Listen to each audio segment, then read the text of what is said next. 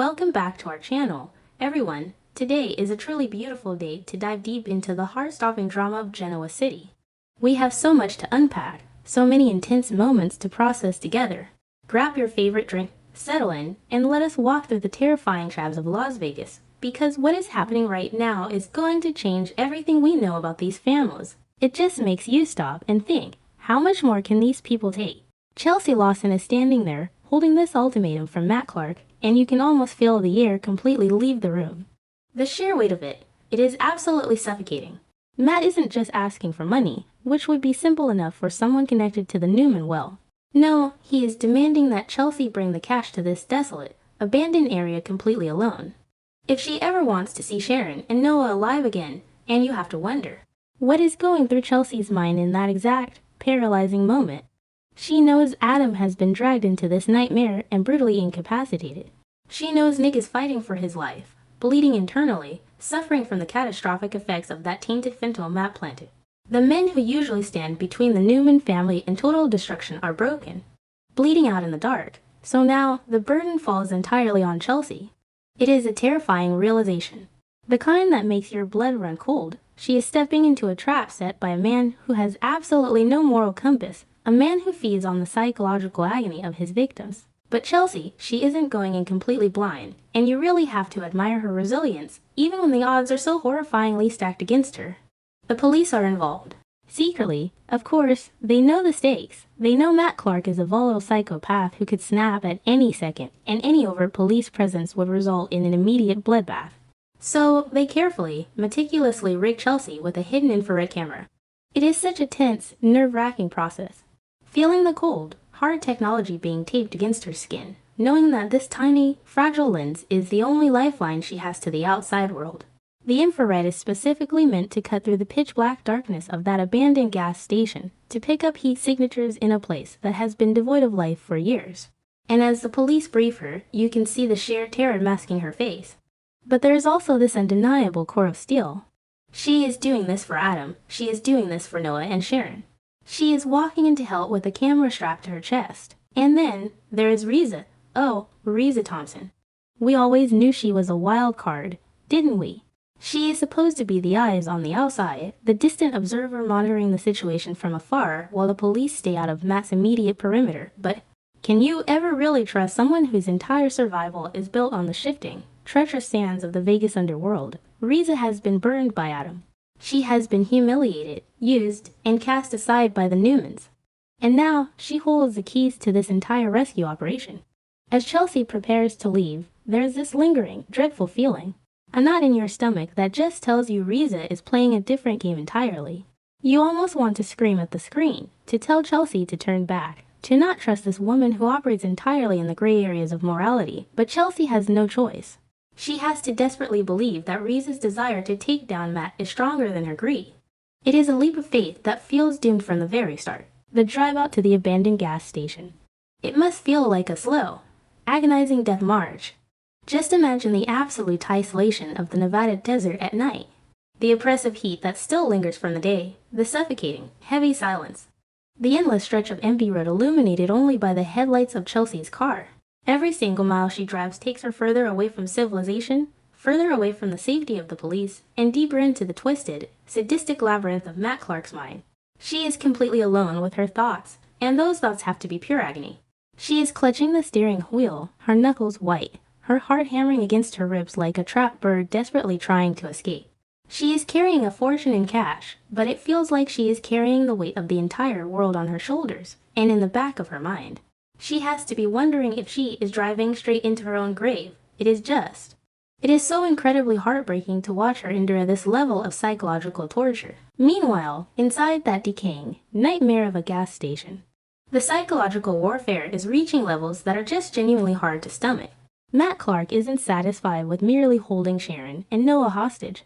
No, that is too simple for a monster of his caliber. He needs to break them. He needs to shatter the very foundation of their bond before he physically destroys them. He knows that the Newman family draws their immense strength from their unity, so he decides to violently poison the well, in a move of pure, unadulterated evil. Matt forces Sharon to confess a shocking, devastating secret about Nick's past. We don't even fully know the darkest depths of what she is forced to reveal. But the way her voice trembles, the way the tears streak through the dirt and grime on her face, it is absolutely haunting. He stands there, looming over her, threatening to end Noah's life right there in the dirt if she doesn't speak the words, and so she does. She speaks a truth so dark, so incredibly painful, that it hangs in the still, dusty air like a toxic cloud, and poor Noah, he has to listen to this. He is chained, beaten, completely exhausted, and now he is being forced to process a truth about his father that threatens to rewrite his entire understanding of his family. You can see the agonizing conflict in his eyes. The confusion, the profound betrayal, the desperate, clinging attempt to hold on to the heroic image of the father he loves so much. Matt is watching this familial destruction with a sick, twisted smile on his face. It is exactly what he wanted. He wanted to ensure that even if they somehow miraculously survive this night, they will never, ever be the same. The trust will be irreparably broken. The foundation will be cracked beyond repair. It is a masterclass in psychological warfare. And it just makes you despise Matt Clark even more. He is a predator who feeds on emotional vulnerability, and right now, he is feasting on the deepest insecurities of the Newman family. Then, Chelsea finally arrives. The tires crunch loudly against the gravel of the abandoned lot, sounding like breaking bones in the quiet night. The silence that follows the turning off of the engine is utterly deafening. She steps out of the car, the heavy bag of money trembling in her hands. The infrared camera hidden beneath her clothes is silently transmitting the bleak, terrifying reality of her surroundings to the police waiting miles away. She walks toward the decaying structure, every footstep echoing like a gunshot in the still desert air. The shadows seem to stretch and twist around her, hiding unseen threats in every corner. She calls out, her voice shaky, but determined, trying to project a strength she does not feel. But the response she gets isn't what she expects. Instead of Matt, instead of Sharon calling back to her, she is met with a chilling realization. Something is horribly, horribly wrong. The setup, the plan. It is all falling apart right before her terrified eyes. It hits her like a physical blow. Riza is gone. The realization dawns on Chelsea with a sickening, dizzying clarity. The woman who was supposed to be her overwatch, her safety net, the one keeping a distant eye on the perimeter, has completely vanished, and it isn't just a matter of fleeing out of sudden fear. No, it is so much worse than that. As Chelsea pieces together the clues left in the dust and the shadows, the horrifying truth becomes undeniable. Riza made a secret deal. She struck a bargain with the devil himself. Riza secretly communicated with Matt, negotiated a cut of the ransom, took half the money, and simply disappeared into the night like a ghost. It is a betrayal so deep, so incredibly callous, that it leaves you breathless. Riza looked at the lives of Sharon, Noah, and Chelsea, and decided that half a fortune was worth more than all of their lives combined. It is just. It is a sickening reflection of the Vegas underworld and the absolute lack of loyalty. So now, Chelsea is truly, entirely alone. The police are too far away to intervene in time, relying solely on the feed from the camera. The infrared camera is transmitting, but it cannot physically stop a bullet or shield her from a blow. She is standing in the belly of the beast, holding only half the ransom, facing a psychopath who has just proven that he is always 5 steps ahead of everyone else. You can feel her panic. It practically radiates off the screen. Her breathing becomes shallow, her eyes darting around the ruined gas station, desperately searching for any sign of life, any sign of hope. But there is only darkness, and then Matt emerges from the shadows. He looks so calm, so terrifyingly in control of the entire universe. He knows exactly what Riza did. He orchestrated it. He wanted Chelsea to feel this exact level of profound, inescapable isolation before he delivered his final, devastating blow. The standoff between Chelsea and Matt is electric. It crackles with a lethal tension that feels like it could snap the world in half at any second. Chelsea tries to maintain her composure, tries to use the remaining money as leverage, trying to negotiate with a man who cannot be reasoned with. But Matt just laughs. It is a cold, hollow, soulless sound that sends shivers down your spine. He doesn't care about the money anymore. The money was just a prop. A tool to lure her here, to strip away her defenses, to isolate her from any possible rescue.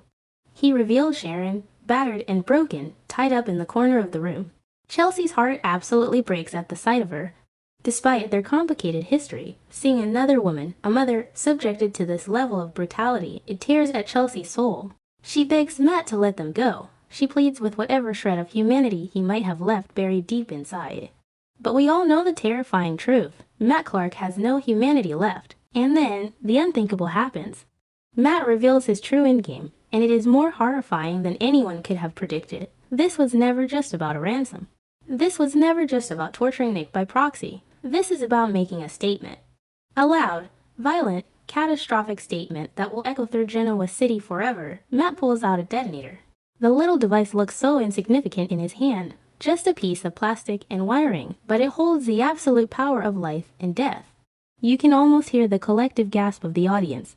The sudden, paralyzing realization that this rescue mission has just become a literal death trap. Chelsea screams.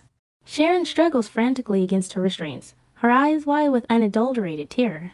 But it is too late. Matt's eyes are devoid of anything resembling mercy or hesitation. He presses the button, and in that split second, time seems to stand completely still. You see the blinding flash of light before you even hear the sound. The world just erupts. The explosion tears through the abandoned gas station with a terrifying, primal fury. It is deafening. A catastrophic roar of fire and rapidly expanding gas that shatters the concrete and rips the metal apart like wet paper. The shockwave hits Chelsea with the force of a freight train, throwing her backward into the air. The heat is instantaneous and completely suffocating, sucking the oxygen right out of her lungs. The infrared camera strapped to her chest captures a blinding, chaotic swirl of white heat and flying, jagged debris before the signal violently, abruptly cuts out, leaving the police staring at a screen of static. It is a scene of absolute, apocalyptic devastation. The roof of the gas station groans in agony and collapses in a massive shower of sparks and pulverized cement. Huge pillars crumble into dust. Glass shatters into a million deadly projectiles, slicing through the air. And amidst the roaring fire and the choking smoke, Chelsea and Sharon are violently swallowed by the collapsing ruins.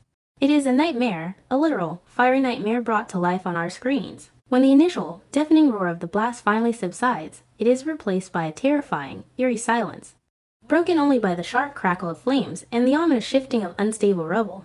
Dust chokes the air, thick, heavy, and suffocating. Beneath the twisted metal and shattered concrete, Chelsea and Sharon are trapped. You just have to try and imagine the sheer, paralyzing terror of waking up in that absolute darkness. The searing pain of the impact, the terrifying inability to move your limbs, the desperate struggle to draw a single breath through the thick, toxic smoke filling the void. Are they alive? Are they badly injured? Are they bleeding out in the dark? The uncertainty is agonizing. They are buried alive in a tomb created entirely by Matt Clark's boundless hatred. And as the flames lick at the edges of the debris, the clock is ticking faster than ever. Every passing second decreases their chances of survival. It is a desperate, horrifying situation that leaves you completely on the edge of your seat, praying for a miracle. But the horror, oh, the horror does not end there. Matt Clark is far from finished with his masterpiece of destruction. Through the thick, billowing smoke of the explosion, a terrifying silhouette emerges into the night air. It is Matt, and he is dragging someone with him. It is Noah. Noah is fighting with everything he has. He is kicking, struggling, coughing violently on the ash, desperately trying to break free from Matt's iron grip. Noah wants to go back into the inferno. He wants to dig through the burning rubble with his bare hands, to save his mother, to save Chelsea. You can hear the raw, agonizing desperation in his voice as he screams for Sharon, a sound that would break the hardest of hearts. But Matt is just as strong. He strikes Noah, subduing him just enough to keep dragging him relentlessly toward a waiting vehicle.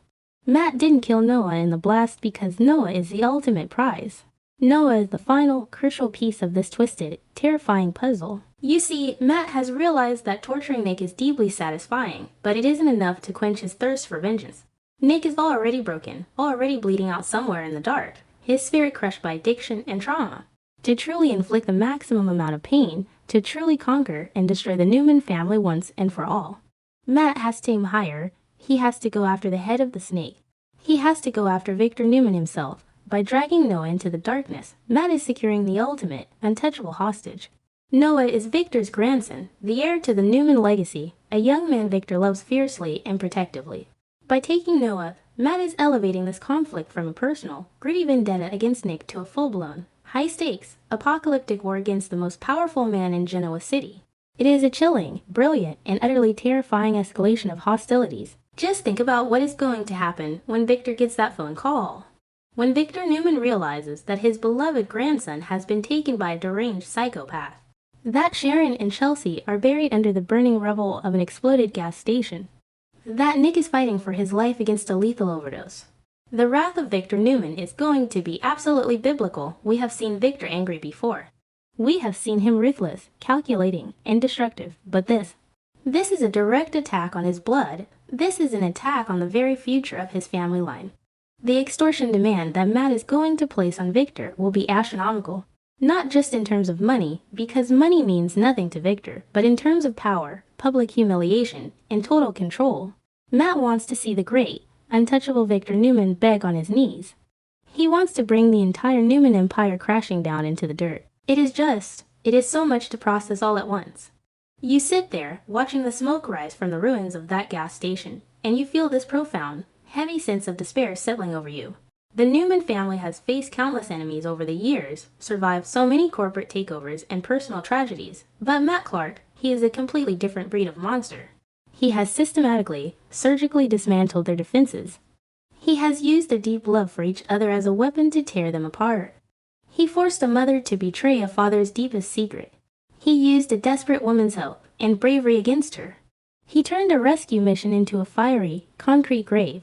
The sheer level of psychological and physical devastation he has inflicted in a single night is staggering. It leaves you wondering, how can anyone, even the Newmans, recover from this? Even if they survive, the scars, both seen and unseen, will last a lifetime. Let us go back to Chelsea for a moment, buried under that crushing concrete. What must she be feeling as the darkness closes in? She risked absolutely everything. She walked willingly into the lion's den. She wore the wire, she faced the paralyzing fear, all because she believed she could make a difference. She believed she could save the people Adam cares about, hoping to mend the fractures in their own complicated relationship. And now, she is trapped in the dark, the immense weight of the building pressing down on her chest. Every breath a struggle. The irony is just heartbreaking. She tried to be the selfless hero, but she was outmaneuvered by a man who plays by no rules whatsoever, and Riza. The agonizing thought of Riza sitting somewhere safe, counting her stolen money while Chelsea fights for every single breath. It is enough to make you sick to your stomach. The sheer injustice of it all is just so overwhelming. And Sharon, oh Sharon, she has survived so much abuse, so much unimaginable trauma at the hands of this exact man in her past.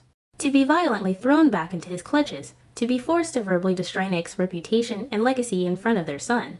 And now to be buried alive in a fiery explosion, it is cruel. It is just so incredibly, unnecessarily cruel. Sharon's resilience is legendary among fans, but everyone has a breaking point. As she lies in the rubble, surrounded by the fading echoes of Matt's sadistic laughter and the thunderous roar of the blast, you have to wonder if she has finally reached hers. Will she have the strength to hold on until the police arrive? Will she be able to reach out to Chelsea in the darkness, to find some shred of comfort? The bond between these two women, a bond forged through their shared love and complicated history with the Newman men, is now their only lifeline in the dark. The police, the ones who were monitoring the infrared camera from a safe distance, they must be in a state of absolute, frantic chaos right now. They saw the signal go dead in a blaze of white light. They saw the explosion light up the desert sky like a miniature sun. They are scrambling, sirens wailing, tires screeching, racing toward a scene of utter, unpredictable devastation. But the desert is vast, and time is a luxury they simply do not have. Every minute that passes is another minute Chelsea and Sharon spend breathing in toxic dust. Another minute their bodies are crushed under the weight of the rubble.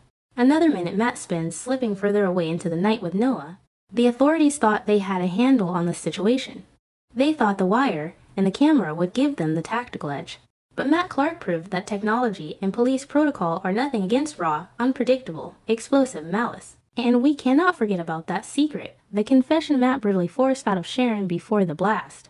Even amidst the physical destruction, that psychological bomb is still ticking loudly. Whatever she said, whatever dark, hidden truth about Nick she was forced to unleash into the world, it is going to have massive, long-lasting repercussions. If they survive this, Noah is going to look at his father differently.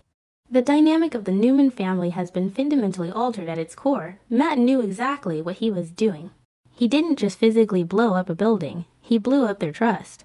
He planted a toxic seed of doubt and betrayal that will grow and fester long after the fires are put out.